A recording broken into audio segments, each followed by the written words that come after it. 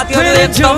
ताजा न्यूज एकदम ताजा न्यूज यो चाहिँ ठ्याक्कै अमरापुरीमा भएको इन्डियन गाडी र नेपाली गाडी एकदम रामै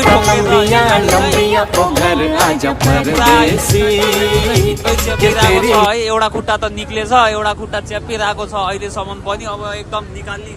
कोसिस चाहिँ एकदम धेरै यहाँ जारी छ है यहाँ लागि परिराख्नु पर्छ हाम्रो अब प्रहरीहरू पनि आउनु भएको छ अब सरहरूले अनि यहाँको स्थानीय मान्छेले होइन लगायत अब सबैले सहयोग गरेर गाडी चाहिँ अब ड्राइभरलाई चाहिँ निकाल्ने कार्यक्रम भइरहेछ यहाँ चाहिँ है अब खासै अरू त्यस्तो मानवीय क्षति भनेर त्यति ठुलो क्षति त भएको छैन होइन अब गाडी पनि नेपाली गाडी र इन्डियन गाडी अब गल्ती कसको छ त्यो कुरा पनि अब हाम्रो सरहरूले अब प्रमाणित गर्नुहुन्छ है अब हामीले अहिले त यहाँ भिडियो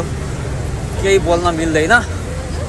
ल साथीहरू है सबैले चाहिँ एकदम धेरै सेयर गर्नु होला एकदम गाडी चलाउँदाखेरि एकदम ध्यान दिएर गाडी चलाउनु होला है यो अब यस्तो दुर्घटना फेरि पनि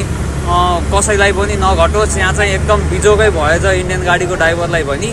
ल है त साथीहरू अब फेरि नेक्स्ट भिडियोमा भेटौँला पार्ट 2 पनि छ कमेन्ट हान्नु होला पार्ट 2 हेर्न मन भएकाले